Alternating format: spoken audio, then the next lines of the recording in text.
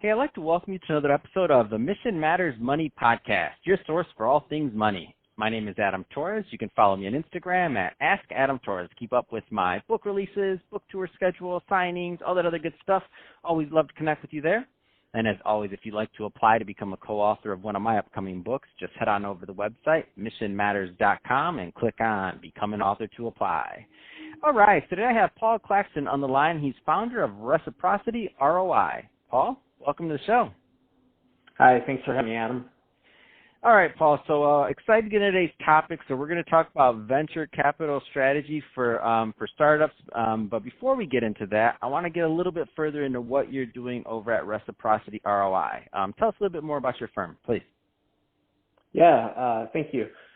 So RECIPROCITY has been around since 2016, and we have been in the venture capital space pretty much since then, working with Series A companies and above, helping them kind of fill in different operational pieces of their infrastructure to essentially get them from point A to point B, Series B, help them scale into different markets and kind of diversify and broaden their client outreach and acquisition strategy.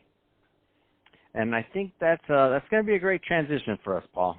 Let's just jump right in. So venture capital strategy for these companies, I mean, you have a very unique vantage point in where, you know, the deal flow you see and the types of companies you work with. Where do you want to start with this concept? So as far as venture capital strategy goes, we're purely focused on emerging technologies, technologies of the future that haven't quite made it full stream into the public yet, but also current technologies that still kind of have to go through growing pains.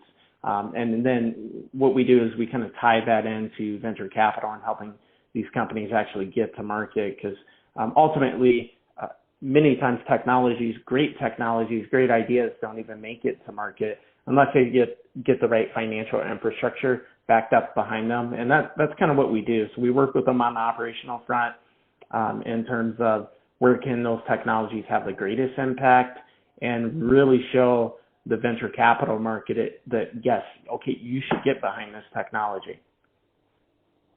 Where do you find, so you work with a lot of different types of companies, where do you find the founders kind of fall short in presenting and kind of going through this strategy? Because obviously, you know, there's some that work with firms like yours, there's some that try to go at it alone. I mean, what's been your experience with people that are doing it wrong? Well, the venture capital space and technology too it's a really ambiguous space. It's almost kind of like the universe, you know, and so there's all these different moving parts, and what I've seen with entrepreneurs is that they tend to get tunnel vision, so they tend to think that, you know, maybe they've kind of got the market, you know, by the horns, so to speak, and you know, when essentially they really don't, because what I found is a lot of times they're so kind of tunnel vision focused on their idea that you know, that's great, you know, they're focused on their idea and their product, but you really have to expand your thinking at a global scale in terms of what does your product mean to different markets, whether it be the U.S., Asia, China, et cetera, et cetera. How are you going to scale that product? Because ultimately, you know, if you eventually you're going to plateau if you can't find the ubiquitous demand for that product, if you can't kind of add some flexibility to that product, and if you're so rigid to the point where, you know, you're actually inhibiting yourself. Ultimately, different markets do different things. LA is entertainment, New York is finance, Detroit is the auto industry. So your product is going to mean different things to every market. And so that's kind of being a global entrepreneur like myself and having a global business. That's really where we come in and we look at companies and really 4 key operational areas to help us see, okay, we do an assessment. Where do you guys need to fill gaps in order for an investor, a venture capitalist, to feel comfortable financially getting behind your product. That's awesome.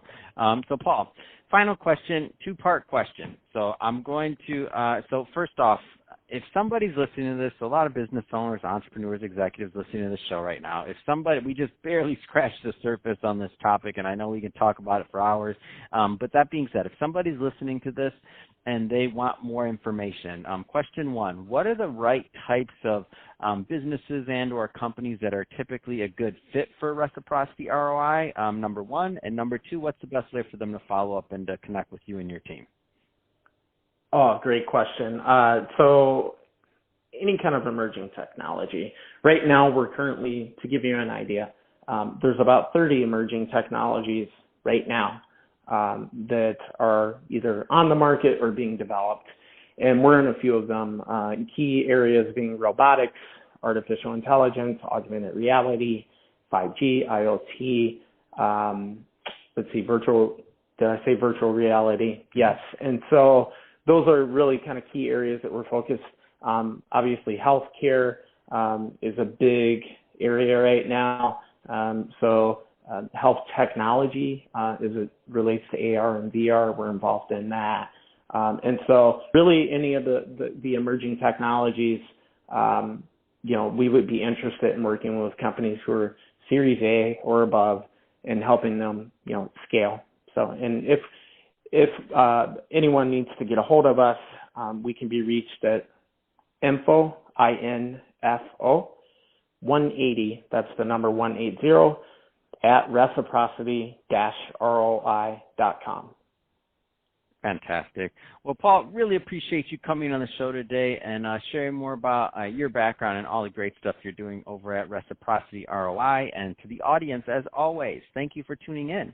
Hope you got a lot of value out of this. If you did, don't forget to subscribe to the podcast, leave me a review in the Apple iTunes store. And if you're watching this on our YouTube channel, Mission Matters Money, definitely give us a subscribe there, but also leave us some comments in the video.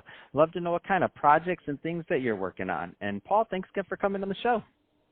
Yes, very much appreciate it. Thank you, Adam.